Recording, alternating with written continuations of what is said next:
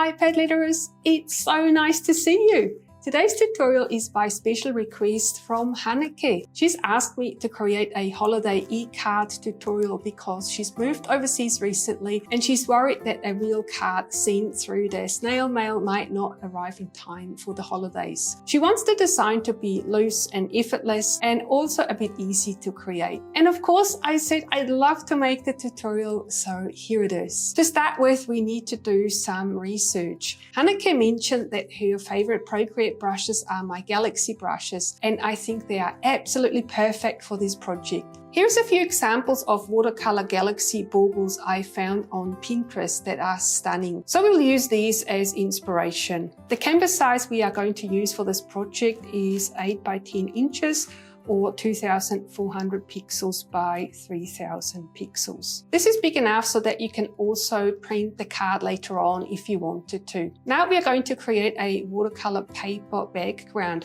I'm going to be using one of my watercolor paper brushes, but you can also import a watercolor paper texture image. You'll want to set the blend mode of this layer to multiply, and then always make sure that this layer stays at the top of the stack. So if we create new layers here, we can move this layer to the top. You can also rename this layer to texture so that you know that this is our paper background.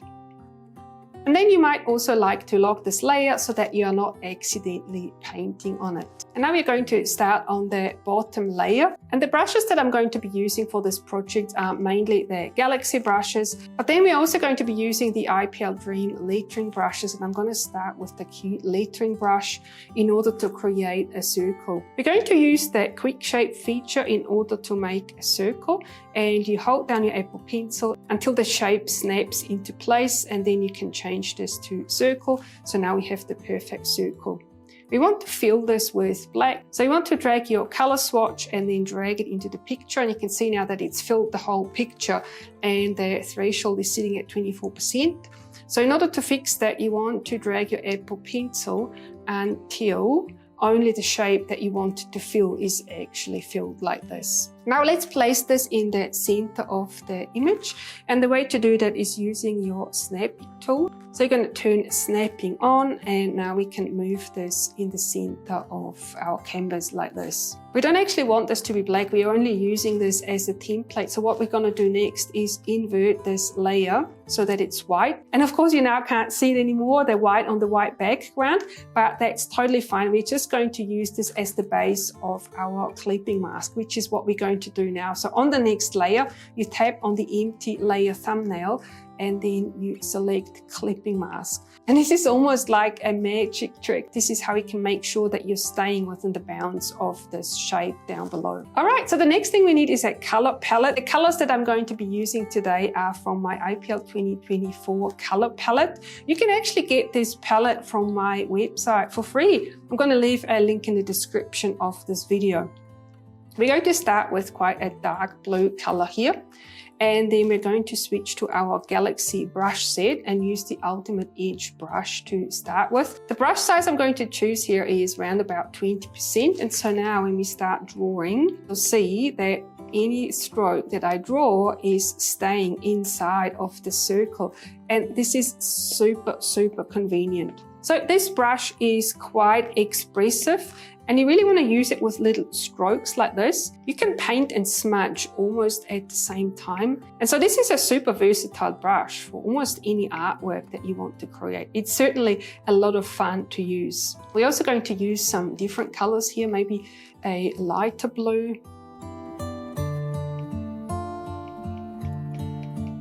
And again, just painting some brush strokes. And then here at the bottom, I'm going to leave a little bit white. Although you can paint in white later on as well if you want.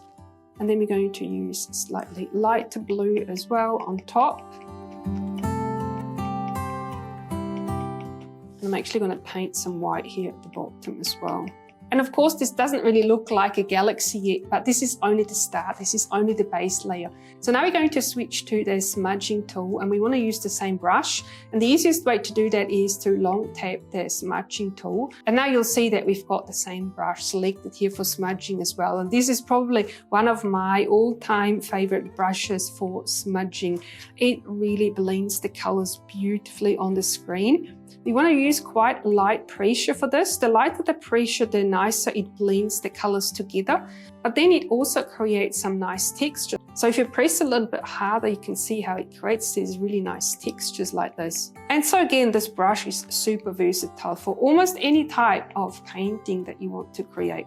And while you're painting this, you don't have to be too precise. This is the beauty of this painting style. This is really loose and you can almost make no mistakes with this. So definitely let your imagination play and have a look at the reference images to get some inspiration on where you want the colors to be. So this looks quite nice as the base, but now I want to add a little bit of purple as well. So we're going to start with the slightly darker purple color.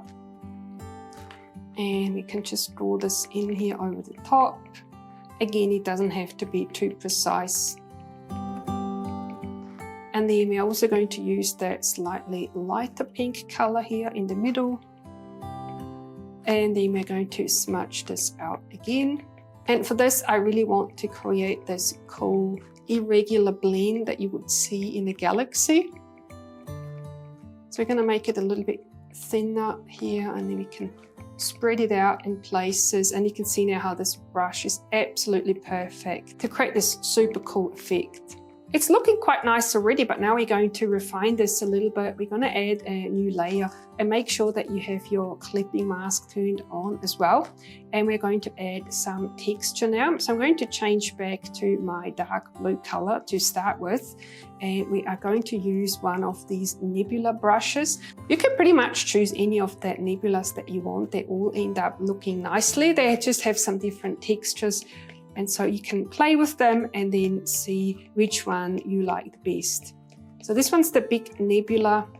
I'm just going to use this at the top of my painting here, not in the white space because I don't want this to become too dark. And then I'm going to change it to the lighter blue color, and now I can paint some in here as well. And then I might even choose an even darker color, almost black. Just add that in ever so slightly. And then we are also going to use white as well. But for the white color, let's use the Nebula and Stars brush here and see what this looks like. And so I'm going to start here in the bottom where it's white already. And then we can just add this. This looks especially nice on top of the pink.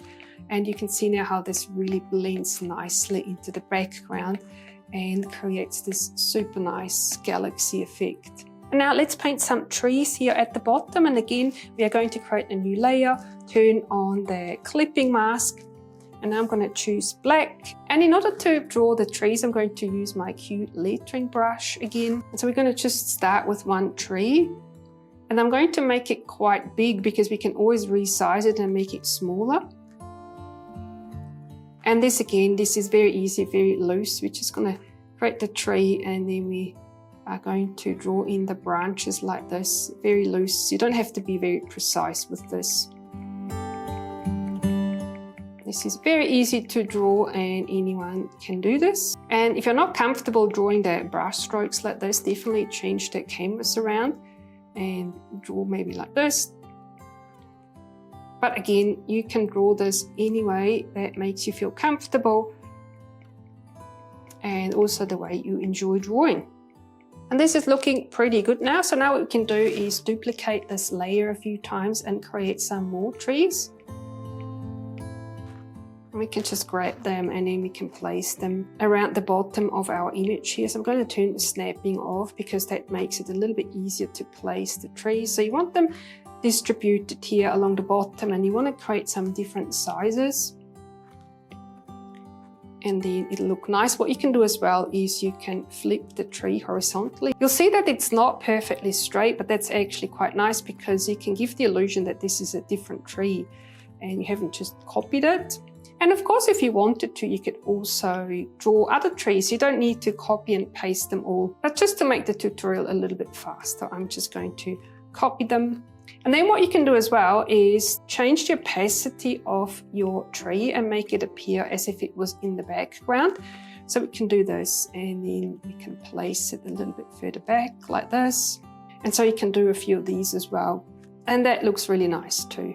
And you can create as many trees as you like. And of course, the nice thing about using Procreate is that if you don't like it, you can turn the layers off and then you can see what it looks like without the trees. All right, so now let's select all these layers, and I want to spread them out a little bit more. So I'm going to choose freeform and then just pull them apart, make it a little bit higher, and sort of bring them into the center of my picture like this. Then the next step is to create some little stars here. And of course, we are going to create a new layer, and we are also going to turn on the clipping mask. This time I'm going to use the white color, and let's choose one of the stars brushes. I'm going to start with the Galaxy Stars 3 brush and ever so slightly paint in the stars here.